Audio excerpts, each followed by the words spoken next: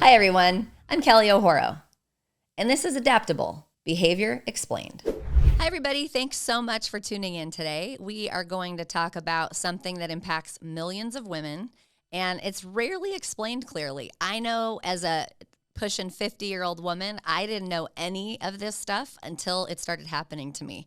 So we're going to talk today about perimenopause. So for all of you men who are not interested in this topic because your lady is not currently at that space, you may want to unplug or, I don't know, stay tuned because it's happening. If you're going to be with a female, this is going to happen to her at some point. And I think education is key. So welcome to Adaptable today. For many women, perimenopause feels like losing the rule book to your own body. I know for me, when it started, I was like, everything was so predictable, 28-day cycle. I knew why I was acting crazy and irritable about a week beforehand.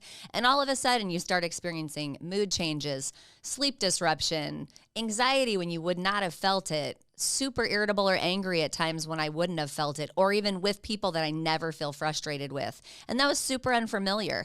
There's major changes in libido, brain fog, and then of course, all of these impact your relationships because you don't know what's going on. And clearly the people in relationship with you, they're noticing changes and there's not anything that seems very obvious.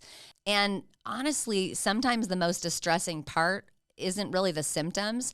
It's hearing people say things like, it's probably just stress, or you've got too much going on, or you're not setting good boundaries, or you're too young for that. And those are the kinds of things that make you wonder what the heck is going on. And because our bodies are so complex and the hormone changes are so complicated, we don't oftentimes know. So today we're going to talk about what perimenopause actually is, what to expect so that if this is something that's happening to you or you're wondering, this is for you. How it affects and impacts your identity, your relationships, and how really understanding it and educating yourselves, not endurance, is the path forward. Having a present mind awareness is really essential with anything that we're out of control of, and just taking each moment by moment as opposed to having expectations or changes about what you want to happen. So now we're going to just dive in. What is perimenopause for those of you who aren't sure? This is the transition phase before we hit menopause. When hormones begin fluctuating, they become more unpredictable, and sometimes it can be really dramatic. According to Dr. Louise Newson, perimenopause can begin as early as the mid to late 30s. It's most commonly beginning in around the 40s, and it can last anywhere from 4 to 10 plus years, which to me was the most frightening thing. I thought, this crap that's happening to me could last for 10 years. It's so unfair. So it's not really a brief phase. It's neurological, it's hormonal, it's emotional, and of course there's that relational transition that happens because we're changing. And during menopause, our estrogen and our progesterone fluctuate, and that's unpredictable, which of course impacts our mood. It impacts our energy levels. It impacts our libido, like we talked about. The brain, not just the ovaries, are deeply affected. And so our symptoms can come and go. Things can be super normal one month and then really fluctuate and change the next month.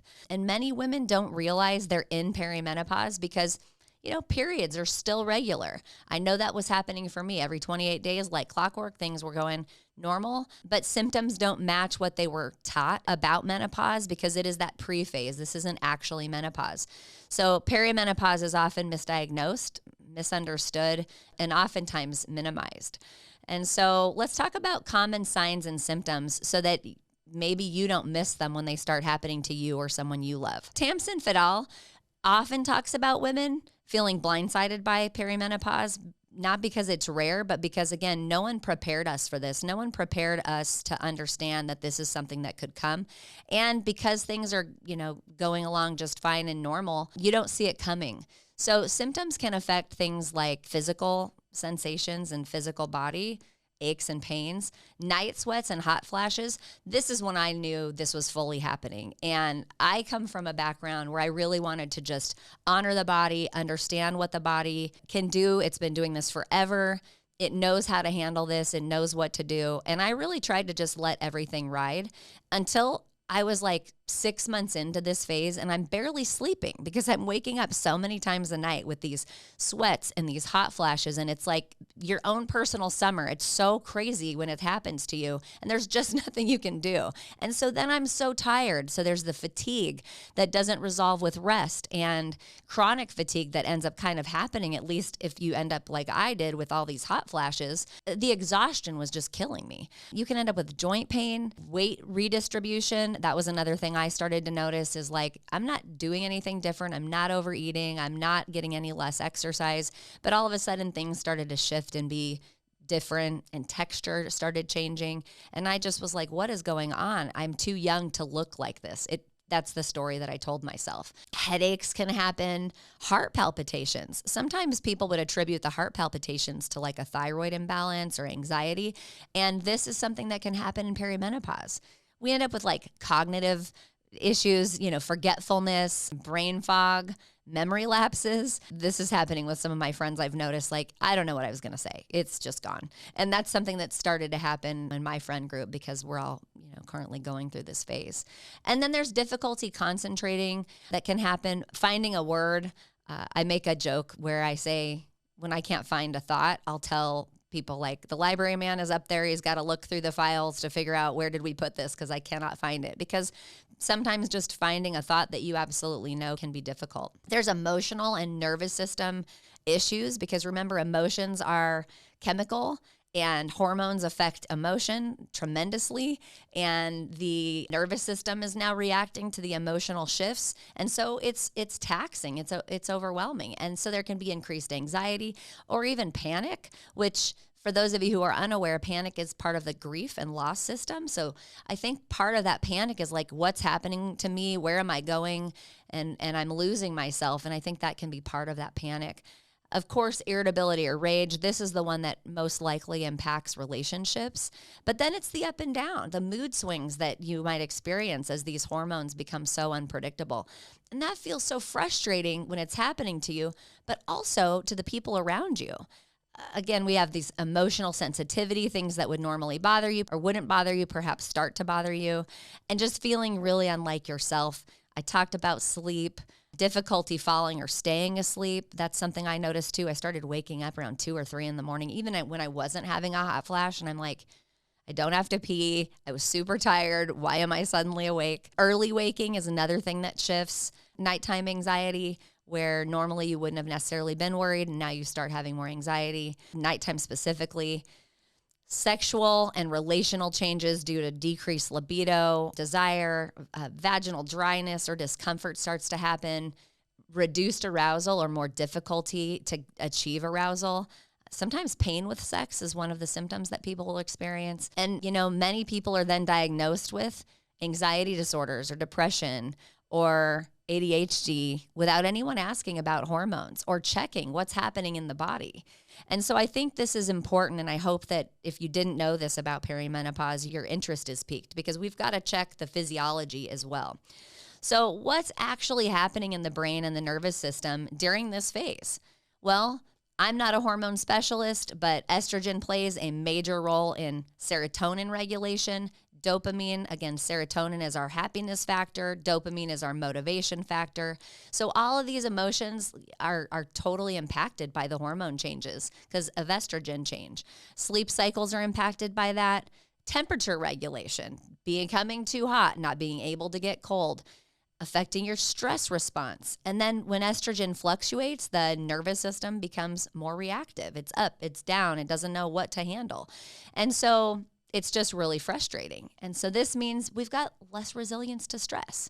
We have increased overwhelm where normally would have been able to handle certain things. Now I can't. More emotional intensity, reduced tolerance to the overload. And a lot of women say, and I hear this from clients oftentimes, is like, I used to be able to handle everything and now I can't. And I don't know what's happened to me. And it's not a personal failure. It's a physiological shift. The human body is only capable of so much. And when that stuff starts to change, we can't really do anything about it, really, without intervening medically.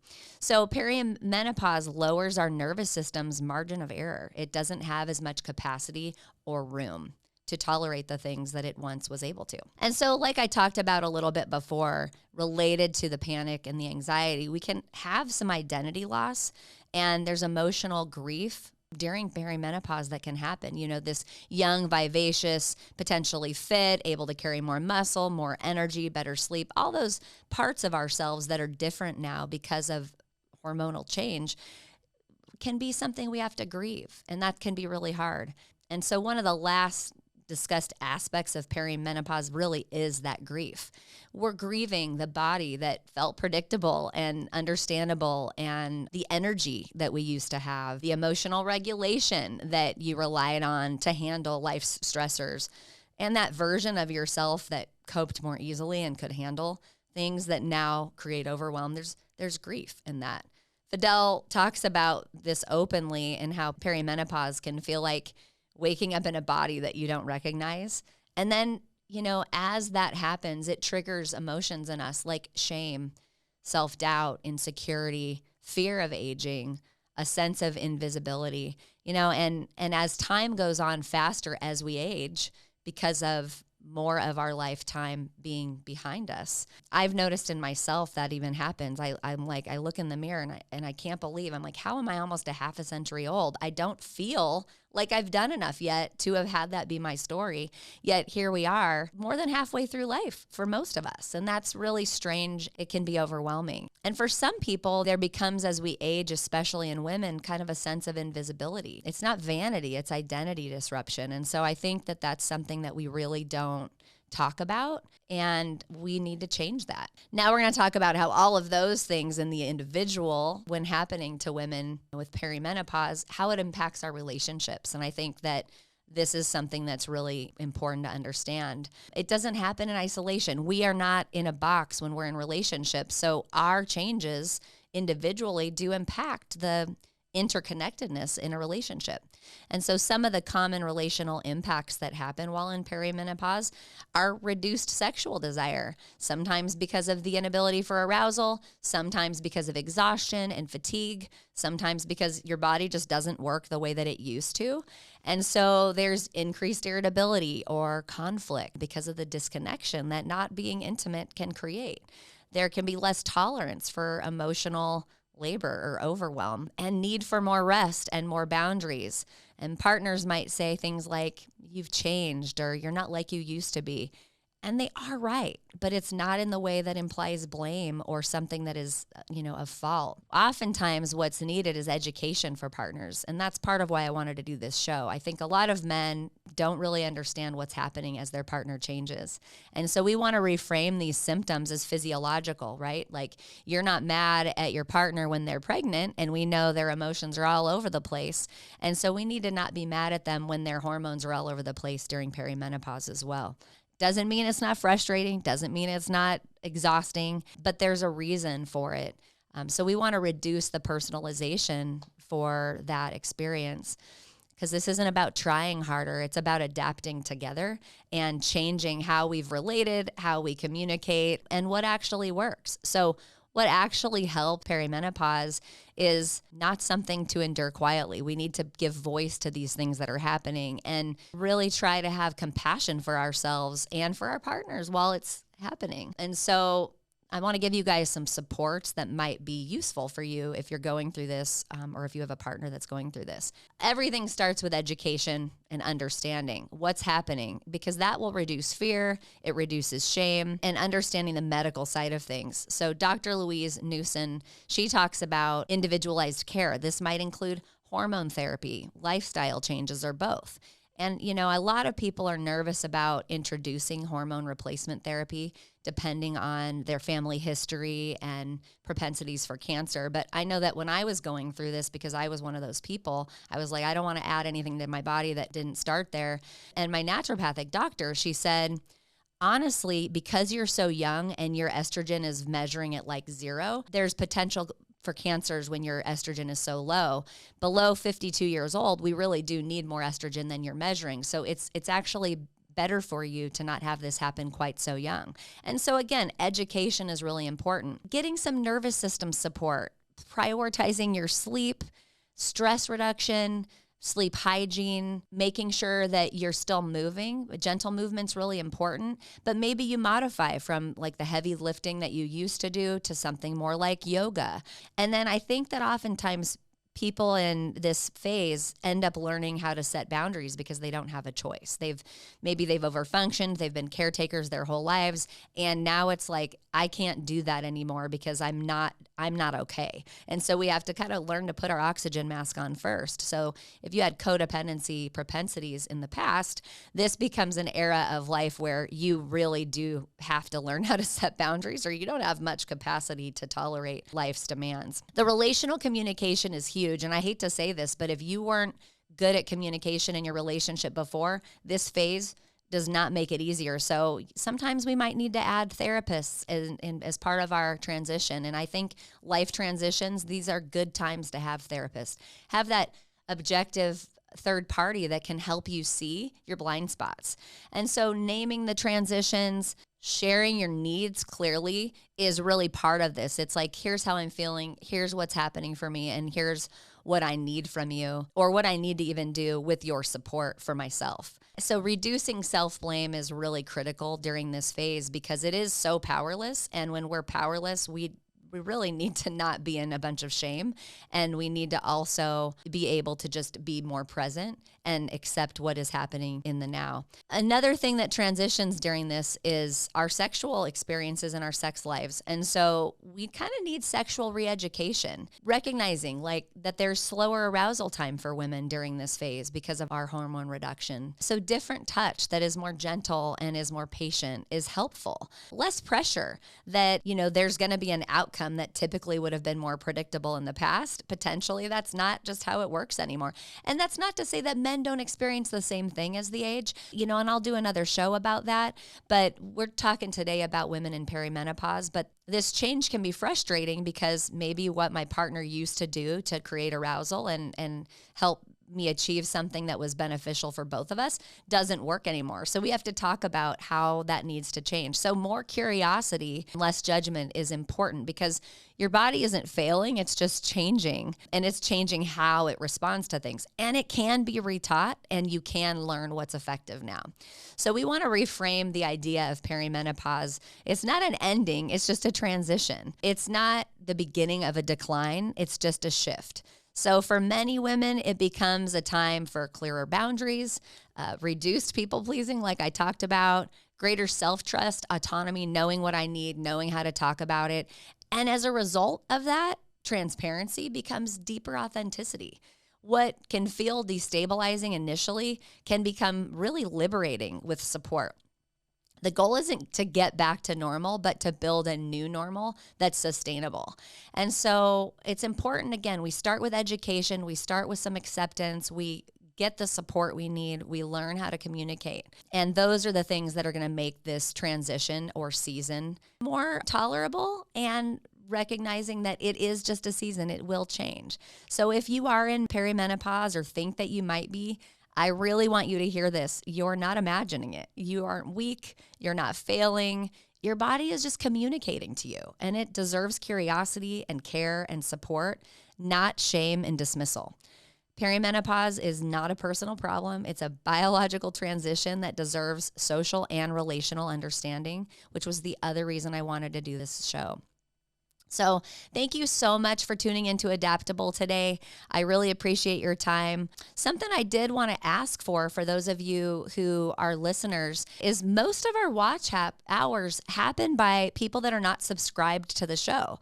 So if you're enjoying our episodes, even if you're just enjoying clips or shorts, please go to YouTube and subscribe to the show. That helps the algorithm and it helps get our information to people. And then also as our shows drop on Thursdays, you won't miss the next one.